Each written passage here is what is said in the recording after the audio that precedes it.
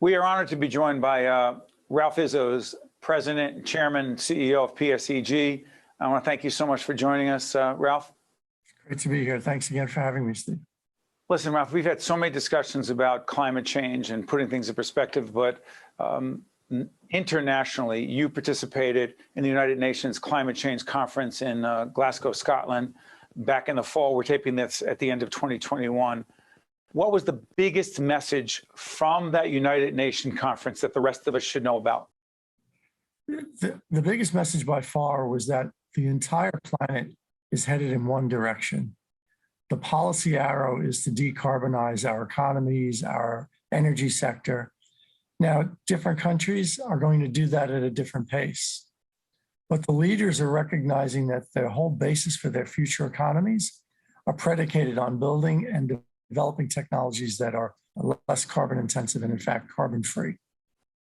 So let me ask you, we've had Joe Fiordaliso, the president of the BPU, on. We've had a whole range of people talking about this. The new Governor Murphy's Energy Master Plan. Question, even if New Jersey implemented the Energy Master Plan and did it to the T, which is complicated because there's opposition, questions, et cetera, New Jersey can't do this alone. I'm not here making a statement, but it seems obvious. We can't do this alone, Ralph. No, that's true, Steve. But let me first of all point out that New Jersey, with 9 million people, is bigger than many of the countries that were at COP26. So we're not inconsequential. But this notion that no country can do it alone or no state can do it alone, while it's scientifically accurate, it misses a very important point. Take China as an example. They are not going to achieve net zero until 2060. But that doesn't keep them from having the largest electric vehicle fleet in the world, the greatest number of solar panels in the world, the #2 exporter of nuclear technology, the #1 builder of electrified mass transportation. They are developing the skills, the products and services that are helping them grow their economy.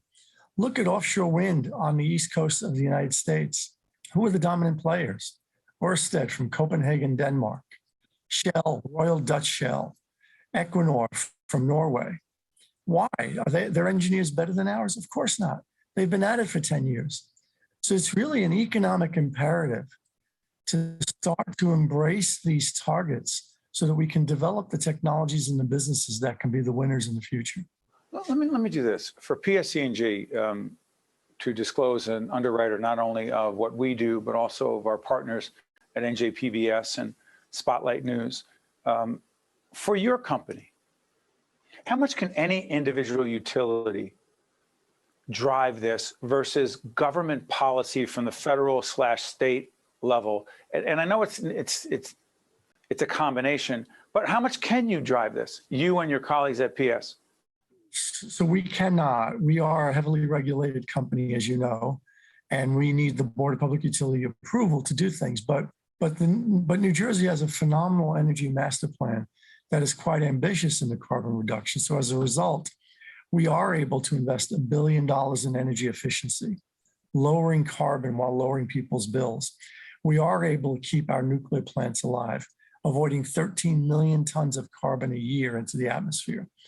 We are able to invest in 25% worth of an offshore wind farm that should be commercial within 2 years. So there are things that we are able to do because we're following the lead of the Murphy administration and the Board of Public Utilities. But absent that leadership, we would be handcuffed.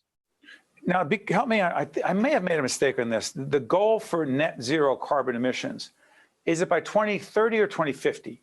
It's by 2030 for what we directly or indirectly emit. It's by 2050 for those things that our customers emit by virtue of using our natural gas. So they have terminology. Scope 1 and Scope 2 is what we directly produce, and Scope 3 is what our customers produce. So the stuff we directly control, we're going to eliminate by 2030. The stuff that we don't directly control, we're going to try and eliminate by 2050. Do you have much patience, particularly given the international experience you had at the UN in Glasgow, Scotland?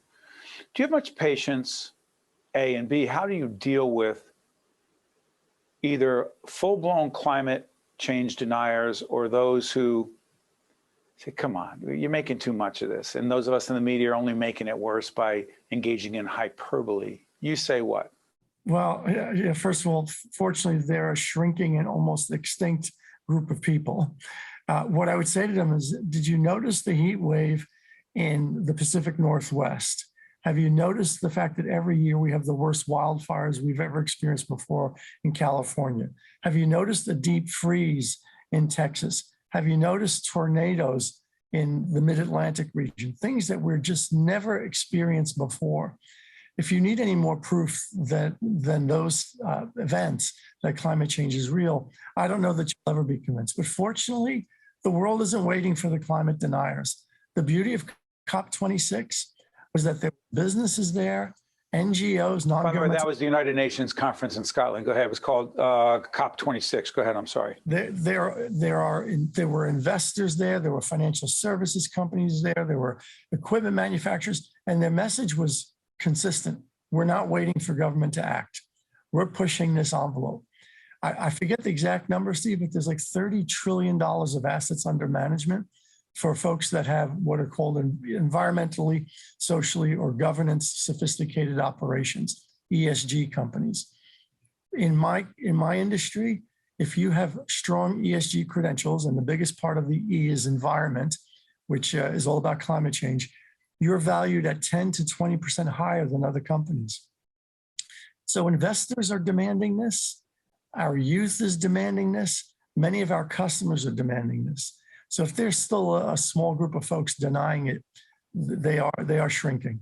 Ralph, got about a little less than a minute left. So Ida, all the way back to Sandy, as we do this program at the end of 2021, the horrible situation in multiple states dealing with, including Oklahoma, down with a tornado, and a whole range of other situations, the wildfires out west. Climate change. They're just not happening. It's climate change, big part of that. So it's upon us. That's exactly right. And while I'd love to talk about what we can do to avoid the worst of the future, the reality is we've already put enough carbon in the atmosphere that we're feeling the impact now. Fortunately, New Jersey has allowed us to invest in our infrastructure to adapt to it to a certain extent. So we've improved, for example, 26 substations. That's the equipment you see that receives electricity from power plants and then distributes it to our customers. During Ida, not one of those 26 substations was flooded. That wasn't the case during Irene and Sandy and some of our earlier storms. So some of the adaptation measures we've taken have been highly successful at helping us keep the lights on for customers. Big connection, we'll talk about this in another segment, big connection between climate change and infrastructure policy and the intersection of the two. Ralph Izzo, who's the chairman, president, and CEO of PSEG, thank you so much for joining us. We appreciate it, Ralph.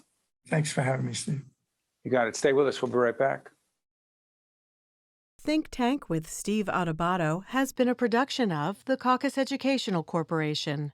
Funding has been provided by Investors Bank, Hackensack Meridian Health, Horizon Blue Cross Blue Shield of New Jersey, the Northward Center, the New Jersey Board of Public Utilities Clean Energy Program, the New Jersey Economic Development Authority, Choose New Jersey, Fedway Associates, Inc., and by Eastern Atlantic States Regional Council of Carpenters.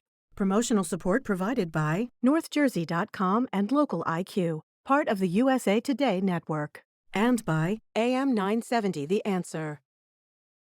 The essence of the Northward Center is ingrained in our values, thoughts, and actions.